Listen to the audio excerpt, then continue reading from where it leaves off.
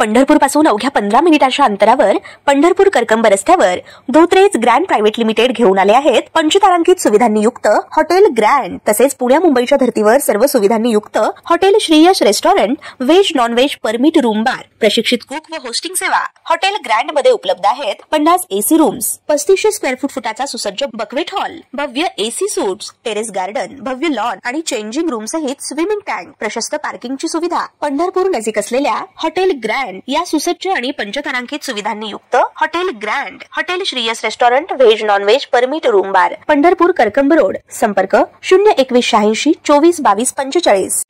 ताज्या घडामोडी पाहण्यासाठी आमच्या YouTube चॅनलवरील PVR म्हणजेच पंढरी वार्ता या न्यूजला सबस्क्राइब करा आणि शेजारील बेल आयकॉनवर क्लिक करा।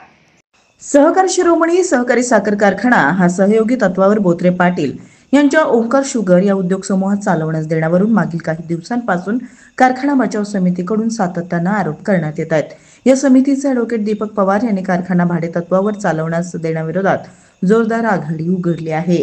हा कारखाना बोत्रे पाटील यांना विकण्याचाच हा डाव असल्याचं सांगत दीपक पवार यांनी या कारखान्याच्या होणाऱ्या सर्वसाधारण सभेत ठराव क्रमांक 9 जोरदार विरोध करावा असं आवाहन देखील सभासदांना केलं होतं। सर्वसाधारण सभेस 2 दिवस बाकी राहिले असताना चेअरमन कल्याणराव काळे यांनी काल पत्रकार परिषद घेत याबाबत खुलासा केला असून कारखाना चालवण्यास देण्यात येणार नसून तो सहयोगी तत्वावर चालवला जाणार आहे। सभासदांच्या हक्काला कुठलीही बाधा येणार नसल्याचं त्यांनी स्पष्ट केलं होतं। तसंच याबाबत सभासद, संचालक मंडळ आणि कामगार यांच्यामध्ये या निर्णयाचं स्वागत होत असल्याचंही कल्याणराव काळे म्हणाले होते। आता कल्याणराव काळे यांनी काल पत्रकार परिषद घेत कारखाना बचाव समितीच्या हेतूबाबत व बचाव समितीकडून करण्यात आलेल्या आरोपाबाबत जो खुलासा केला होता त्याचा जोरदार समाचार ॲडव्होकेट दीपक पवार यांनी पत्रकार परिषद घेत केला आहे। पहा काय म्हणाले कारखाना बचाव समितीचे दीपक पवार। वार्षिक सर्वसाधारण सभा या संदर्भामध्ये गेल्या 2 महिन्यापासून आम्ही सभासदांमध्ये जागृत करत आहोत आणि खरं तर अशा पत्रकार परिषदेचं प्रयोजन कारखान्याचे चेअरमन निर्विवाद सत्ता 25 वर्ष ज्यांच्या ताब्यामध्ये आहे त्यांनी विरोधक म्हणून आमच्यावर जे काही आरोप केले आणि अतिशय खोटे आरोप त्यांनी केलेले आणि त्याचं खंडन करणं जरुरीचं वाटतं म्हणून आजची या पत्रकार परिषद घेतलेली आहे। त्यानंतर सभासदांमध्ये संभ्रम निर्माण व्हायला लागतो, वस्तुस्थिती सभासदांसमोर गेली पाहिजे म्हणून आज ही पत्रकार परिषद आपण घेतलेली। त्यांच्या एकूण 2 दिवसामध्ये तासाच्या 2 पत्रकार परिषदा तालुक्यातील सगळ्या सभासदांनी ऐकल्या। खरं तर त्या पत्रकार परिषदेमधून आम्ही विरोधकांनी त्यांचा आभार मानलं पाहिजे असं सगळं त्यांचं होतं। कशा अर्थानं की गेली 10 वर्ष आम्ही सांगतोय की ही व्यक्ती अपात्र आहे, ना करते, याला ही संस्था चालवता येत नाही, ही संस्था लोकांना देऊन टाक। 10 वर्ष झाला आम्ही सांगत होतो आणि काल त्यांनी स्वतः कबुली केली, सर्व पत्रकारांसमोर समाजासमोर काल कबुली केली आणि ते किती अपात्र आणि किती ना करते हे स्वतः शिक्कामोर्तब केलं। त्यामुळे 10 वर्ष जे आम्ही लढाई लढत होतो त्याला एका पद्धतीने यश मिळालं असं आमचं म्हणणं। जे आरोप त्यांनी केले तेवढा एकच मुद्दा महत्वाचा आहे, बाकीचं जे काही 40 मिनिटाच्या पत्रकार परिषदेत 35 मिनिटं त्यांनी जे काय मांडले ते फक्त स्वतः कसे ना करते आहेत आणि मी कसा अपात्र चालवायला आणि बोत्रे कसा चालवायला बाहेर एवढंच मांडलं। महत्वाचा एकच विषय त्यांनी घेतला होता की बाबा विरोधकांच्या तक्रारी अर्जामुळे कारखान्याला कर्ज मिळालं नाही, त्याच्यामुळं संस्थेला अडचणी आल्या, संस्था व्यवस्थित चालू शकली नाही आणि संस्थेला गडबड लागली, ही जी काही तिने आरोप केला होता हा अतिशय गंभीर आरोप। म्हणजे संस्था वाचवण्यासाठी आम्ही 10 वर्ष लढतोय आणि आमच्यावरतीच संस्था बुडवण्याचा आरोप करताय, मग या आरोपाचं खंडन होणं गरजेचं होतं। ते जे उल्लेख केला सर्वात अगोदर जे मी पत्र दिलं होतं ते 23/7/21 साली दिलेलं होतं, तर याच्यामध्ये ते जे त्यांनी उल्लेख केला की जून जुलैला मला पैसे मिळणार होते आणि नोव्हेंबरला मिळाले, मी जुलैलाच अर्ज केलेला पण त्यावेळेस ते पैसे मंजूर नव्हते, त्याच्यानंतर सरकारने मंजुरी दिलेली होती आणि या पत्रामध्ये माझ्या कोणत्याही किंवा कर्ज मिळू नये संस्थेला अडचणीत आणावं असं जर कुठं असेल तर ते म्हणत ते सांगायला ऐकायला मी तयार. या पत्र जर तुम्हीच येऊन जर वाचलं तर बरं होईल. आम्ही या पत्रामध्ये काय म्हणतोय, आता हे माझं पत्र 146 कोटी देतानाच हे पत्र 146 कोटी ज्यावेळी सरकारने दिली त्यावेळेचं हे पत्र कधी जाईल 23 सालचं. आता या पत्रामध्ये मी स्पष्टपणे काय म्हणतोय की 146 कोटी रुपये कर्ज मंजूर झालेले समजले. त्या संदर्भात मी आपले राज्य व केंद्र सरकारचे अभिनंदन व आभार मानतो. उपरोक्त आर्थिक मदत ही शासन स्तरावरून वेळोवेळी आमच्या कारखान्यास आपण दिलेली आहे. अशा पद्धतीने सदरची मदत मिळावी हीच अपेक्षा, जेणेकरून आम्हा शेतकरी सभासद व कामगार यांची थकीत देणी मिळण्यास याचा उपयोग होईल ही अपेक्षा. आमचा मुद्दा काय आहे, प्रत्येक पत्रामध्ये 3च पत्र दिली. त्यांनी एक पत्र दाखवावं की ज्या पत्रामध्ये की मी संस्थेला कर्ज मिळवणे असं. माझा यातला एक स्पष्ट मुद्दा आहे, प्रत्येक पत्रामध्ये तुम्ही वाचा की बाबा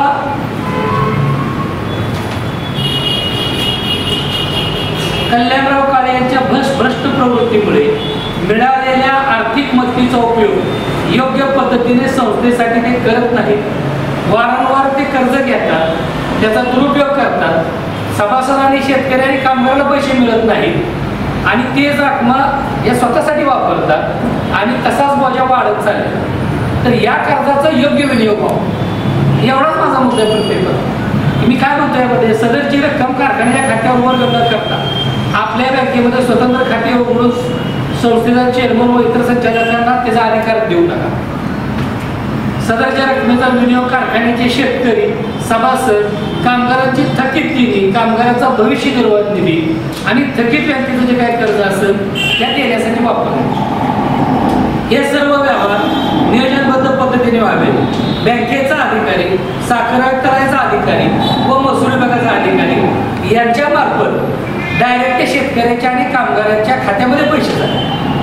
त्यांनी परवा एक मला दिली, त्यामध्ये सांगितलं की मी माझ्या खात्यावर सुद्धा कारखान्यात पैसे घेत नाही, डायरेक्ट सभासदाच्या खात्यात पैसे घालतात. अहो डायरेक्ट गेले ते आमच्या ह्या पत्रात, डायरेक्ट कामगाराला पैसे मिळाले ते आमच्या ह्या पत्रात. जर आम्ही ही मागणी केली नसती तर ते 146 कोटीचे किती सभासदांना किती तुम्हाला हा परत अडचणीचा विषय झाला. आणि ही सगळी पत्र आहे. आज त्यांनी 25 वर्षाच्या त्यांच्या कारकिर्दीचं खापर फक्त विरोधकांनी दिलेल्या पत्रावर पडतो. म्हणजे आज अशी कोणतीही संस्था नसेल की जिथे त्याला विरोधक नाही. प्रत्येक कारखाना असेल, प्रत्येक संस्थेला विरोधक आहे आणि विरोधकाच्या अर्जामुळे तुम्हाला कर्ज मिळत नाही एवढ्या मोठ्या संस्थेला. असं होऊ शकतं, हे कोणाला पटण्यासारखं आहे. बरं आमच्या अर्ज आले तर दाखवा एक अर्ज त्यांनी 50,000 पोत्याचे अर्ज काहीतरी मानली, 50,000 पोती आरोप केला. आमचा तसा कोणताच अर्ज नाही. त्यांनी तसा अर्ज समोर आणावा आमच्यासमोर, ते सिद्ध करावं की अर्ज आम्ही दिलेला आहे. आम्ही ते म्हणत नाही खोटेलाटे आरोप, बिनबुडाचे आरोप तुमचा नाकर्तेपणा झाकण्यासाठी म्हणून तुम्ही आमच्यावर आरोप करताय. माझ्या अखंड 10 वर्षाच्या लढाईमध्ये फक्त एवढे 3 अर्ज दिले MSc व्यक्तीला, फक्त MSc व्यक्तीला अर्ज दिलाय. काय का व्यवस्थित ते काय म्हणले, बोत्रे पाटलांची अशी ख्याती आणि त्यांचा असा दांडगा अनुभव आहे आणि त्यांचं असं नाव आहे की त्याच्यामुळं कारखान्याला 8,000 सभासदांनी नोंदी होत्या ऊस क्षेत्राच्या, बरोबर आहे. त्या 14,000वर गेल्या बोत्रेचं नाव आल्यापासून, बरोबर 15,000वर गेल्या. कारखान्याला यंत्रणा मला 1,000-1,500 टनाची कमी पडत होती. बोत्रे साहेबांचं नाव इथं कारखान्याला जोडलं गेल्यापासून 123 ट्रॅक्टर मालकांनी बिगर ॲडव्हान्सचे करार केले आणि सभासदांमध्ये कामगारांमध्ये उत्साह संचार. काय बोला साहेब, आपण मित्रांनो धडक घ्यावा का त्यांचं आपण काय सांगतो. म्हणजे तुम्ही तुमचा नाकर्तेपणा सांगताय. ही सभासद तुमच्या वडिलांनी कमवलेला, ही ट्रॅक्टर मालक तुमच्या वडिलांनी कमवलेला आहे आणि तुम्ही काय सांगताय, तुम्ही बाजूला व्हायला लागला आणि बोत्रे यायला लागल्यावर लोक किती खुश आहेत. लोक खुशच आहेत पण ते काय त्याचं आत्मचिंतन खरं त्याने करायला पाहिजे की आता बोत्रे साहेबांचा अनुभव जास्त आहे म्हणते ती. बोत्रे साहेब 3-4-5 वर्ष झाले. हे साहेब बोत्रे साहेब अजून चिठ्ठीत असतील तेव्हा कल्याणराव काळेला चेअरमन केलंय आमच्या वडिलांनी सगळ्या सहकार्याने आणि ही काय सांगते बोत्रे साहेबांचा अनुभव जास्त आहे. काय बोलता काळे साहेब, एकदा तुमचीच मुलाखत नीट ऐका. तुम्ही स्वतःचा नाकर्तेपणा सांगताना बोत्रेची इतकी स्तुती केली की मला काय वाटतंय कशाला हे संयोजन दियो. बोत्रे साहेबांना तुम्ही सभासद करू. आमचा मुद्दा काय आहे, आम्हाला पण चेअरमन कोण आहे कोण आहे ह्याचं घेत नाही, आम्हाला काय चेअरमन व्हायचं चालेल.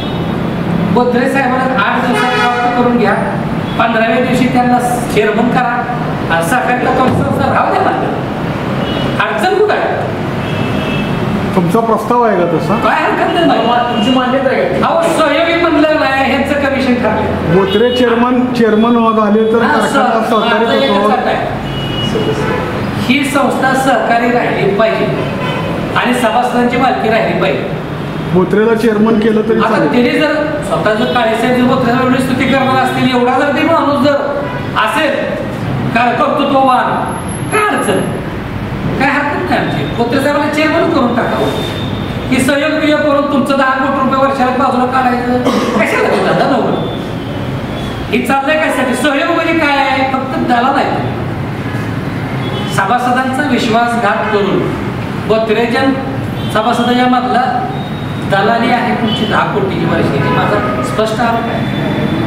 त्यांच्या म्हणण्याचा त्यांचा पूर्ण त्या कॉन्फरन्सचा असा इश्यू होता की सहयोग मी शेतकरी सभासदासाठी करतोय, विरोधात भूमिका मांडण्यापेक्षा आम्हाला सहकार्य शेतकऱ्यांचं सभासदांचं हित पाहावं असं ते सांगून गेले.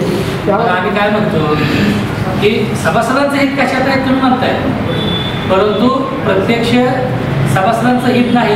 मला आता हे महत्त्वाचा एक मुद्दा मांडायचा शेवटचा की तुम्ही लोकांना भूलथापा आणि दिशाभूल करताय. हे सभासदांच्यासाठी करतोय, कामगारांच्यासाठी करतोय असं नाही. ते आज मला सांगा, त्यांनी काल आकडे सांगितले जवळपास 150 कोटी, 90 कोटी बँक भरणार आहे, 40-50 कोटी रुपये अगोदर दिले. अर्थशास्त्र हा प्रकार आहे का नाही? 150 कोटी बोत्रेंनी देणार. पहिल्याच कारखान्यावर 500 कोटीचं कर्ज आहे, कोणाचे 500 कोटीचं कर्ज मी बोत्रे फेडणार आणि मग संस्था परत सहकारीच राहणार. अर्थशास्त्रात बसते कसं आहे? काय दिसतंय भविष्यात? एका वर्षात, भविष्यात नाही, एका वर्षात या संस्थेचे नाव काढून बोत्र्यांनी विकतच द्यावी लागते. तेच सांगतो ना, 200 कोटीची संस्था, 300 कोटीची संस्था बोत्रे 150 कोटी पदरचे टाकणार. 200 कोटी म्हणले ते काल बोत्रे देणार आहे. आम्हाला त्याने 200 कोटी मागितलेत ना, म्हणजे बोत्रे 200 कोटी टाकणार आणि पुन्हा कारखान्या संस्थेवर 500 कोटीचं कर्ज फेडणार. मग 700 कोटी बरं हे फेडत असताना त्याचं व्याज, मग संस्था 200 कोटी तरी कारखाना उभा राहतोय. बोत्र्याला काय आहे? तुम्ही 2 महिन्यापासून त्यांच्यावर आरोप करताय. काल पत्रकारांना देखील सल्ला दिला की कोणाला महत्त्व देत आहे तुम्ही. नक्की या मार्गात त्यांनी जो सल्ला दिला आम्हाला, की पत्रकारांनाही त्यांचा सल्ला ऐकण्याची काल परिस्थिती आणि तुमच्या सातत्याच्या आरोपांनी, याबद्दल तुम्ही काय भूमिका मांडा? तुम्हाला सल्ला दिलाय, कुणाचं मी कसं छापता का? ही छापतच तुझा टेम्पो भरलाय. मागणी करून 10 वर्षाची छापलंय ना तुम्ही, तुमचा अगदी हात जोडून मनापासून आभारी आहे की तुम्ही जे छापलं जे लोकांपर्यंत पोचवलं, ही काळेचा टेम्पो त्याच्यामुळे बघा. आता फक्त बोत्रेने जाऊ दे एवढंच म्हणायचं राहिले, काही सुद्धा शिल्लक राहिले. अहो एखाद्या माणसाला एखादी वस्तू जात असताना किती दुःख व्हायला पाहिजे. मुळात ती तुमची कमवलेली नाही, दादांची पुण्य आहे ती. आज तुम्ही आरोप आमच्यावर केला, परवा काहीतरी स्वतःच्या स्वार्थ येईल. आज मला सांगा, ते सभासदांना विश्वास घ्यायला तयार नाही, त्यांच्या सख्या बंधूला तर घेतात त्यांच्या मैदानात सर्वसाधारण सभा ठेवली आहे, काही झाकून ठेवलेली नाही. उघडपणे तिथं सभासद आपले बाजू मांडणार आहेत किंवा भूमिका ठरवणार आहेत. मतदान केलं, सहभागी होणार, 100% होणार, जास्तीत जास्त लोक सहभागी होणार. आणि काल त्यांनी आवाहन केलं, शांततेत सभा होईल, पटांगणात होईल, मोकळ्या मैदानात होईल. मी कोणालाही लोकशाही पद्धतीने अडवणार नाही, सर्वांना संधी देऊ, त्याबद्दल आभार आहे. पण ते प्रत्यक्ष तुम्ही तसं बघा, मी कायद्याचा विद्यार्थी, आम्ही सर्व लोकशाही मानणारे कार्यक्रम, आम्ही जे काय प्रश्न विचारले त्यांना लेखी, ते म्हणले अजून पत्र पोचलं नाही वगैरे काहीतरी परवा त्याच्यामध्ये. असं नाही, पत्र पोचलेलं आहे. अहो तुम्ही पत्रच आमची घ्या, आम्ही ज्या ज्यावेळी कारखान्यात पत्र द्यायला जातो कधीच आम्हाला गेल्या 10 वर्षात एकदा सुद्धा त्यांनी शिक्का मारून पोच दिली नाही. दररोज माझा माणूस जातो काय पत्र घ्यायलाच तयार नाही. मग आम्ही त्यांना ईमेल केलेला आहे, आरपीडी पोस्ट केलेलं आहे, साखर आयुक्ताला केलेलं आहे.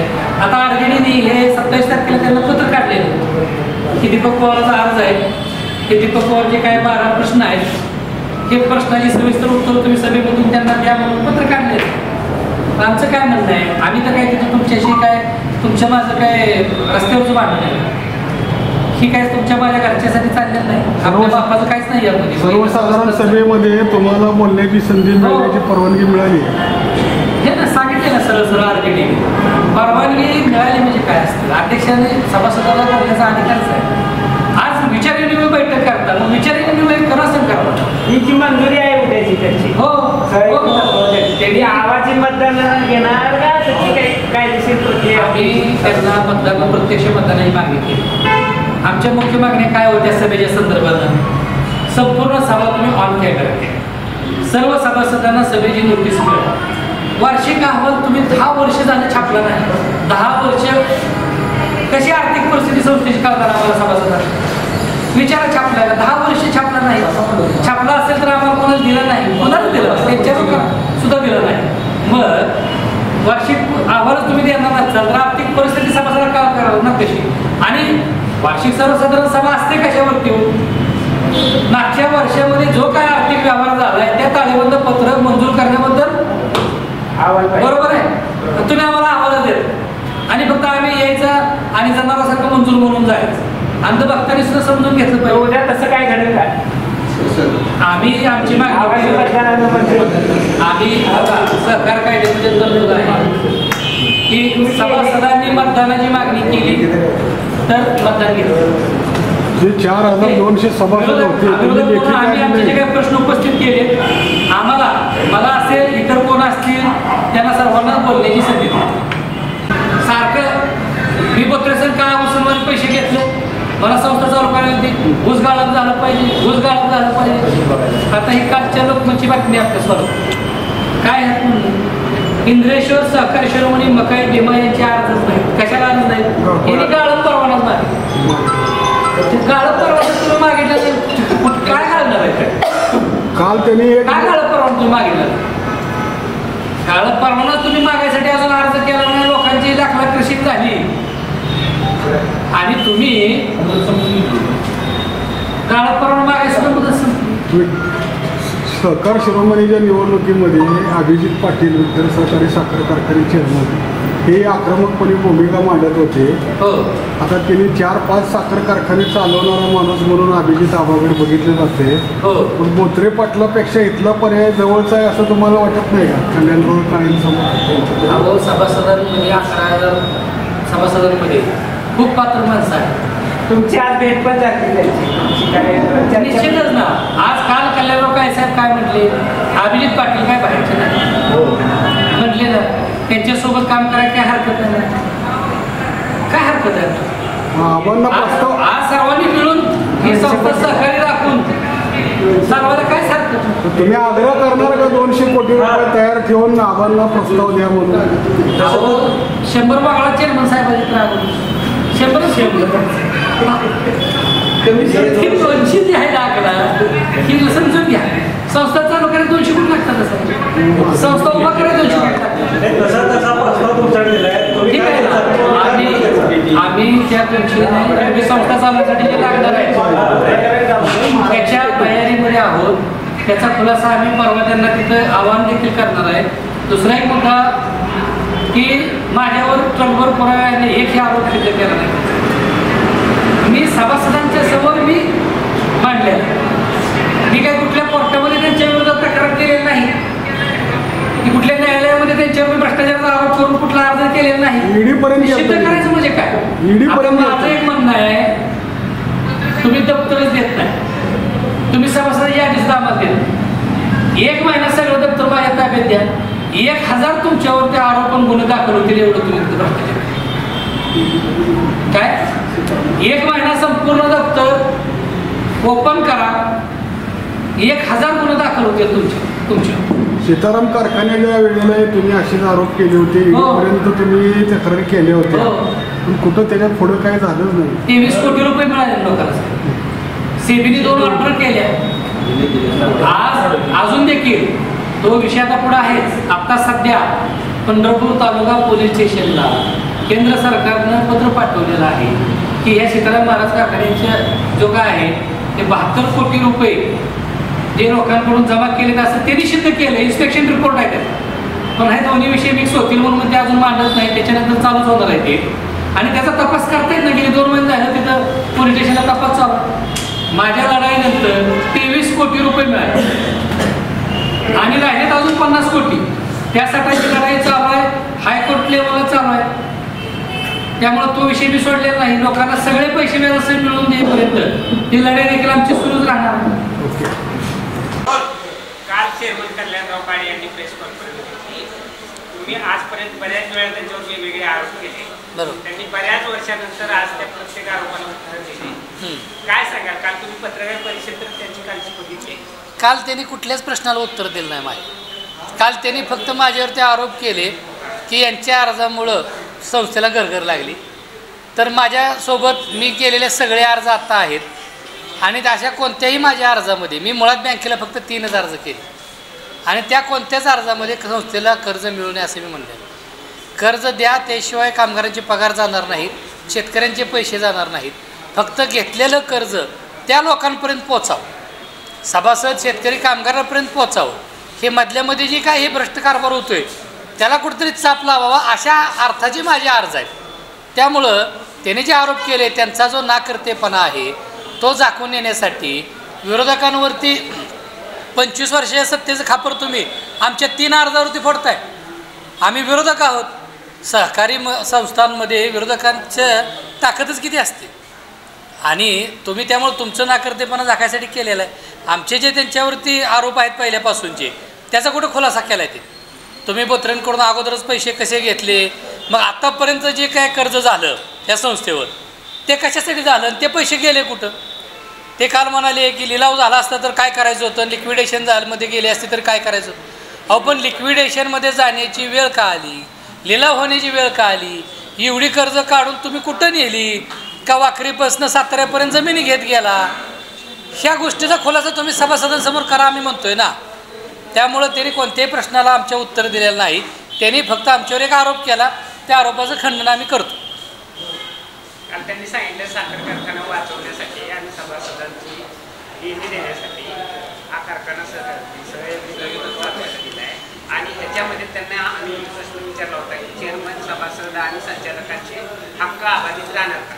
यावर त्यांनी उत्तर दिले की सगळे हक्क आमच्या अबाधित राहणार आहेत, फक्त कारखाना ते चालवणार आहेत आणि जी काही देणी ते सभासदांची स्पष्ट दिशाभूल करतात. असं होऊ शकत नाही. सहयोगी तत्वावर चालवणार आहेत, दोघं मिळून चालवणार आहेत असं होत नसतं. सहयोगी तत्वावरती तसं चालवता करताच येत नाही, त्याला शासन मंजुरीच देणार नाही. दुसरी गोष्ट तुम्ही सगळं स्पष्ट करून मांडा ना. सहयोगी तत्व म्हणजे काय, कोणाची जबाबदारी काय आहे. बोत्रे पाटील स्वतःच्या संस्थेवर कर्ज काढून तुमचं कर्ज फेडणार आहेत का, फेडणार आहेत तर कसं काय फेडू शकतात ते, आणि त्या अटी आणि शर्ती त्यामधले काय आहेत. दुसरं ते काय म्हणले, बोत्रेंनी पैसे दिल्यामुळे सभासदांचे ऊसाची बिलं गेली, कामगारांचे पगार झाले.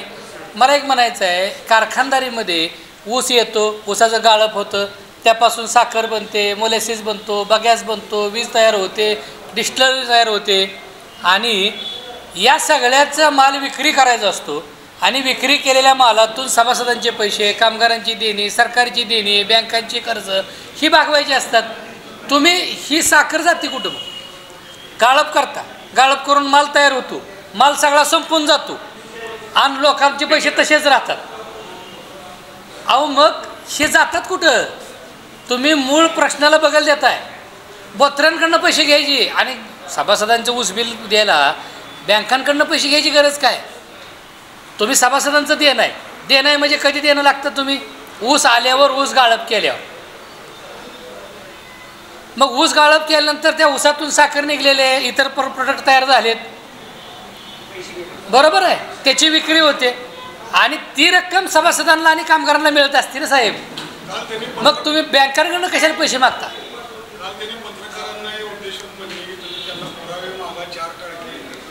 कशाचे पुरावे त्यांनी मागा म्हणून सांगितले? तुम्ही जे आरोप करताय, आरोपाच्या पुराव्याला काय दप्तर त्यांनी उपलब्ध करू द्या. तुम्ही आरोप केला त्यांच्यावर की पैसा मिळाला साखर कारखान्यातून किंवा वेगवेगळ्या मार्गाने, स्पष्ट आहे ना साहेब. पैसा त्यांनी 2021 पासून 24 पर्यंत 4 वर्षात 21, 22, 23, 24 180 कोटी रुपये मिळाले सरकारकडनं. इतर संस्थेची मला माहीत पण नाहीत, का तर हे वार्षिक अहवाल छापत नाहीत. पण सरकारकडनं स्थक हमी देऊन 180 कोटी दिलेत. मग एवढे पैसे येऊन तुम्हाला कमी कसे काय पडत आहेत? आणि तरी सभासदाची देणी कशी काय राहत आहेत? आणि तुम्ही वार्षिक अहवाल छापत नाही तर आम्हाला हिशोब करणार कसा? आणि ते म्हणतायत ना पुरावे आम्हाला मागा. अहो सब दप्तर आम्हाला द्या ना, आम्ही मागतोय ते सगळे पुरावे तुमच्यासमोर मांडतोय की. ते काल मुळात त्यांनी त्यांचं 100 कोटी आधी बाजूला काढा होतं. ते 200 कोटीचा आकडा संस्था उभा करायला 200 कोटी लागते, संस्था चालवायला 200 कोटी लागतात कसं आहे? आताच देणे किती आहे साधारण? आम्ही त्यांना विचारलंय, आमच्या माहितीप्रमाणे 500 कोटीहून जास्त देणं आहे. आणि 200 कोटी जे ते विरोधकाला मागतायत ना, म्हणजे 500 कोटीचं कर्ज काढायचं आतापर्यंत करायचं, 200 कोटी तुम्हीच 200-300 कोटी घरला घेऊन जायचे आणि डबरं पाडून ठेवायचं. आता विरोधकाला काय म्हणायचं, तुम्ही 200 कोटी घेऊन या. तरी पण आमची तयारी आहे की संस्था चालवण्यासाठी जेवढी रक्कम लागते चालू करण्यासाठी आणि चालवण्यासाठी, ती जी रक्कम लागणार आहे त्यासाठी आम्ही सर्व सहकारी मिळून त्याची तयारीत आहोत ना. किती लागणार आहे? आम्ही त्याचा खुलासा मी सविस्तर त्याच्या विषयीचं जे काय खुलासा आहे तो मी वार्षिक सर्वसाधारण सभेमध्ये करणार आहे, मोगम बोलणार नाही. 10 वर्षापासून 2016ची जी आम्ही पहिली निवडणूक लढलो त्यानंतर कधीही त्यांनी वार्षिक अहवाल छापला नाही. हो, सर्वसाधारण सभा ही दरवर्षी मोकळ्या मैदानातच होती. तुम्हीच 2016च्या निवडणुकीनंतर ती सभा आत गोडावनात कधी शुगर हाऊसला तुम्ही नेली. सभा ही पहिल्यापासून कोणत्याही कारखान्याची सभा ही मैदानातच असते ना. आणि त्यांनी जे म्हणले ना की बाबा आम्ही लोकशाही पद्धतीने वागू, आभारी आहे मी त्यांचा. फक्त तुम्ही तसं वागा. त्या दिवशी आमचे जे प्रश्न आहेत त्या प्रश्नांना उत्तरं द्या. सभासदांना इतरांना कुणाला काय बोलायचं असेल त्यांना संधी द्या. आमच्या सगळ्या प्रश्नाचं तुम्ही समाधान करा. आणि मंजुरी आहे सर्वसाधारण सभेमध्ये घेणार आहे मंजुरी, आवाजी मतदानानं होणार आहे का मतदान करणार? आम्ही मतदानाची मागणी केलेली आहे ना, प्रत्यक्ष मतदानाची. अध्यक्षांचा अधिकार आहे, कायद्यामध्ये तरतूद आहे. सभासदांनी जर मागणी केली तर अध्यक्षानं मतदान घ्यावं. त्यांनी घेतलं पाहिजे असं आमचं मत आहे. बोत्रे पाटील या साखर कारखानदारी क्षेत्रात दिग्गज आहेत असं काल चेअरमन साहेबांनी सांगितलं. तुम्ही आता सांगितले त्यांचे बरेचसे कारखाने, अनुभव मोठा आहे त्यांना. तुम्ही म्हणताय सहयोगी तत्वावर देता येत नाही. बोत्रे पाटलांनी एवढे पैसे त्या अगोदर दिले जातात? हा सरळ सरळ कट आहे. काय विचार करून सभासदांना मी अजून देखील जागं करतोय की जागे व्हा. हे जी व्यक्ती गेल्या 10 वर्षापासून मी जे सांगत होतो हा व्यक्ती चालवण्यासाठी अपात्र आहे, ह्याची कबुली तर काल त्यांनी स्वतः तोंडाने दिलेली आहे. आता मी तुम्हाला सांगतोय की ही संस्था सहयोगी वगैरे काय नाही, ही संस्था प्रत्यक्ष विकतच घ्यावी लागते बोत्रे पाटलांना. आणि ह्यांनी विकायचंच ठरवलेलं आहे. ही सगळं यांचं ठरलेलं आहे. ही फक्त आता दाखवायचं आहे आपल्यासमोर. आणि त्याशिवाय ह्या संस्थेचं त्यांना ते कामकाजच करू शकत. त्यामुळे 1 वर्ष सहयोगी घ्यायची आणि पुढच्या, ते म्हणतात ना आज सहकारच राहणार, अजिबात नाही. पुढच्या वर्षी बँकेचा लिलाव काढायचा बँकेकडून यांचा, आणि ह्यांनीच वो टेस्ट करायचं आणि संस्था विकत घेऊन टाकायची. हा यांचा डाव आहे ना. त्यांनी काल सांगितलं अनेक कारणांमुळे साखर कारखानदारी अडचणीत आहे. राज्यातले 70-80% साखर कारखानदार रात्री झोपत नाहीत आणि तुम्ही मात्र केवळ आरोप करत सुटलाय. जर एवढा त्रास होत असेल तर सोपं आहे की हो, राजीनामा द्या, बाजूला व्हा, निवांत झोपा ना तुम्ही. अहो तुम्ही काल वसंतदादांनी मोठ्या कष्टानं उभा केलेली ही संस्था, त्यांच्या सहकार्याने किती कष्ट केलं, दादांनी किती कष्ट केलं. 15 वर्षाची लढाई तुम्ही संस्था उभा केली, 25 वर्ष तुम्ही ती सत्ता उपभोगली आणि आता सरळ म्हणताय की आता 4 दिवस झालं मला चांगली झोप लागते. ऐकणाऱ्याला सुद्धा लाज वाटते. जे दादांचं कष्ट ज्यांनी पाहिले ना त्या सगळ्या लोकांना त्या वाक्याचा इतक्या चीड आलेला, इतक्या संतापाची लाट आहे. दादांवर खरं प्रेम करणाऱ्या लोकांमध्ये कालपासून मला 200 फोन 400 फोन आले असते की संतापाची लाट उसळली कालच्या त्यांच्या पत्रकार परिषदेनंतर. आपल्या वडिलांची संस्था आपल्याला राखता येत नाही पण ती दिल्यानंतर खुश आहे ते माणूस. म्हणजे असं काय त्यांना मिळलंय आणि असं काय बोत्रे त्यांना देणार आहे की ते एवढं खुश आहेत, ह्याचा खुलासा त्यांनी करायला पाहिजे का नाही.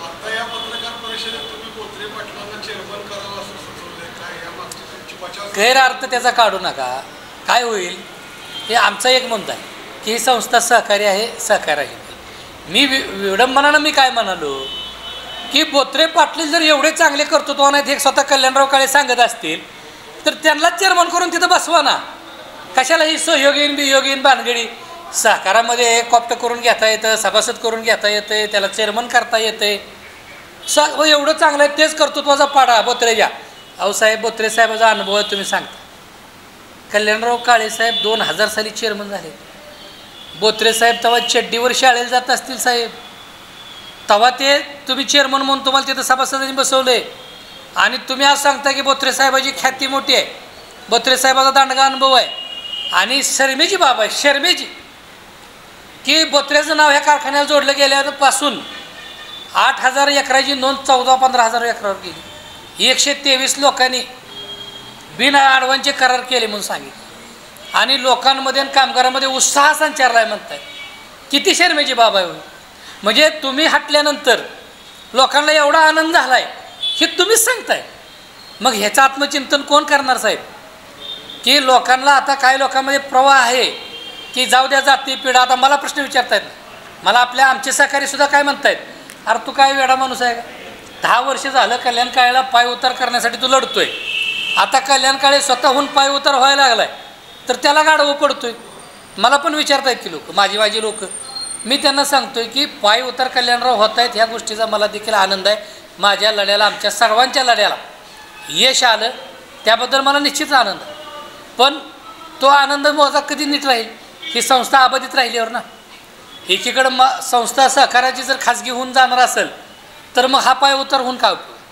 आणि त्यांना संस्था द्यायची आहे ना. 3 वर्ष तुमचा अधिकार आहे संचालक म्हणून. 3 वर्षाचे निर्णय तुम्ही बिनधास्त घ्या. तुम्ही काल उद्या जाहीर करा 3 वर्षासाठीच आम्ही करतोय म्हणून. तुम्हाला 3 वर्षासाठीच दिली ना. लोकांनी 5 वर्षासाठी निवडून दिले, त्यातली 2 वर्ष संपलेत. 3 वर्षासाठी निर्णय घ्यायचा पूर्ण अधिकार तुम्हाला दिलेला आहे. तुम्ही 35 वर्षाचा कशा काय इसार घेऊ शकता?